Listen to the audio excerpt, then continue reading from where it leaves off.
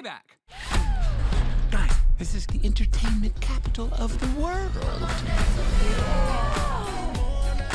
I'll give you 3 weeks to get this show up and running. Okay, so I loved this film. I got to watch it with my kids who simply adored it.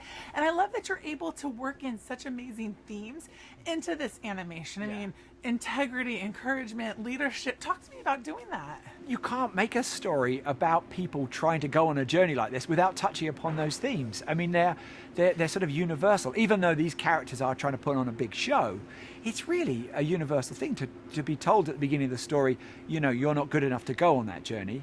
And then you have to ask yourself, well, am I going to take that? Am I going to accept that? Are they right? Or if they're not, if I think I'm right, then what am I going to do about it?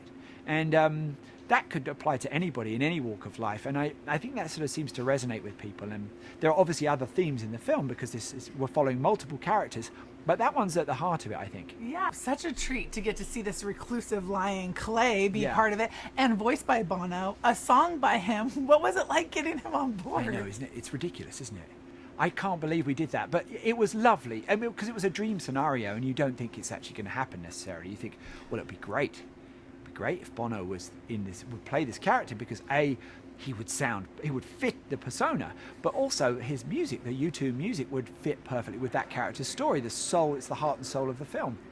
And so I was delighted when he called up and said, I love the first film, and I really, really connected with this character. And before I knew it, we were off and running, and here we are, he's in. Buster, in the first film, he achieves his dream of like making this theater a success, and it continues into this. But then he dreams even bigger with this opportunity to take it further. For you, like, do you constantly see your dreams reinvented, or did you hit one and then there's more? Yeah, I think it's really natural for people that makes. I've always thought, like, singers, whoever they are, often dreaming of like one day they'll play Madison Square Garden, or like an actor might be like, one day I'll play Broadway. There's often a sort of a mecca, like a sort of peak that you would love to reach one day. So even though in the first film, you're right, he gets to keep hold of his theatre, that's not the end of the journey. It's lovely, it's great, and he's not dismissing the value of that, but he feels he's got more in him. And I think that, again, is a very universal feeling of like, I think I've got more in me. I think there's something more I could do.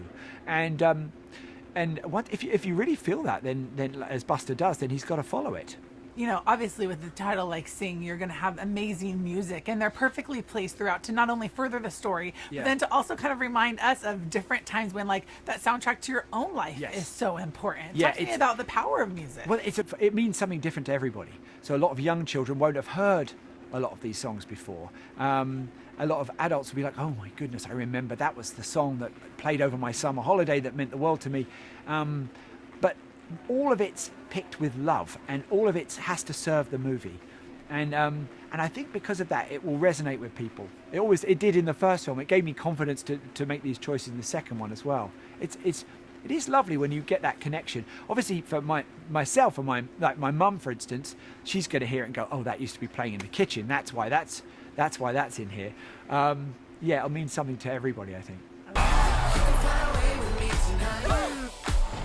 I don't suppose any of you can tap dance, huh?